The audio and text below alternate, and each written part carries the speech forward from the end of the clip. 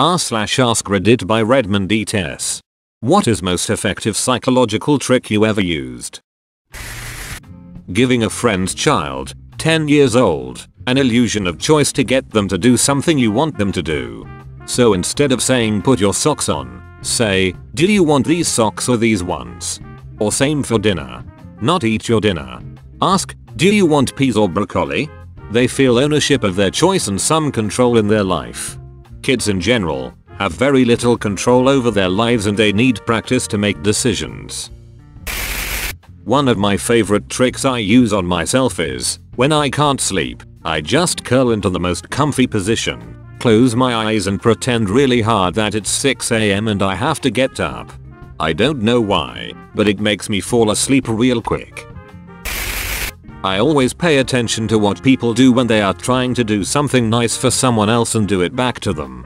For example, one of my friends and one of my sisters are constantly sending people cards in the mail. For all sorts of occasions. Whenever these ladies are trying to do something nice, they do it via cards. What I realized is that they, themselves, super enjoy receiving cards and mail. That is why they think it's such a nice gesture and do it for other people. I don't usually send anybody cards myself, but on occasion I will make a point to send those two ladies cards, and the payoff is always huge. They both get so excited and text me extensively about how much they loved their card. It's extremely cute. Another example is my mom always goes out of her way to set the table in a fancy way for someone's birthday dinner. My mom loves fancy table settings, so to her that is a really great gesture that makes things feel very special. One year I was dropping off a birthday cake for her while she was out, and my husband and I stayed an extra 10 minutes to set the table for her too.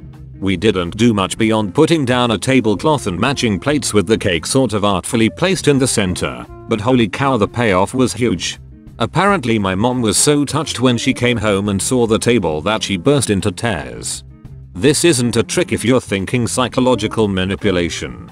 It's more if you are trying to think of the most impactful way to show someone your love. Your best bet is to mirror that person's methods of being loving back to them. Owning up to my mistakes with full, if not excessive, ownership. It tends to disarm the offended. Asking would you be opposed to doing X? Instead of, would you be willing to do X? I used this technique at university where I couldn't stand the thought of having to answer questions in front of a group of people. So if you find yourself in a group situation where someone, a leader, tutor, manager, etc. is asking questions that must be answered and you want to avoid being picked so that you don't have to talk, then here is my tip. If the person locks eyes on you as they ask the question, then just as they are about to get to the end of their question you break eye contact and look towards another person in the room and hold it.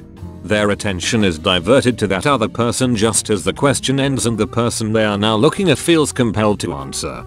If however the person starts asking the question while looking at someone else, then look at that other person and hold it, so you can't get suckered. Use it sparingly, because if you do it enough on the same person, they will be onto you.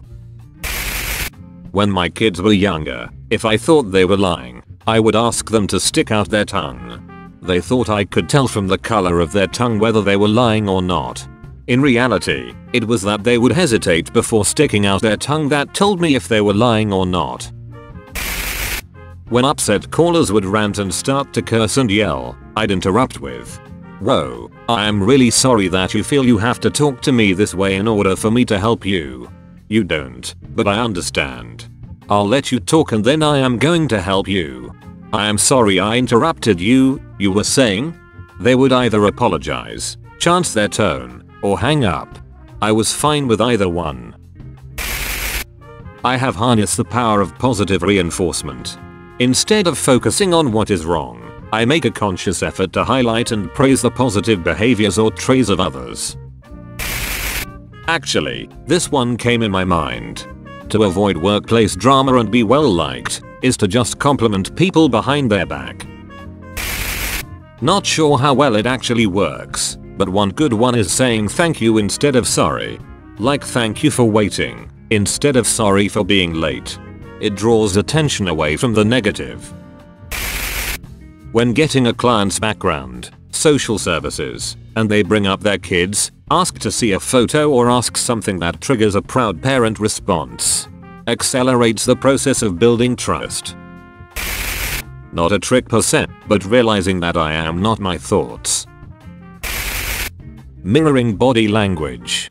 This works super well when meeting someone for the first time, as it subconsciously puts the other person at ease. I tend to do this without even realizing or attempting. All of these answers will be made into an AI voiced YouTube video by tomorrow. You betcha. That's all folks. Thank you for watching.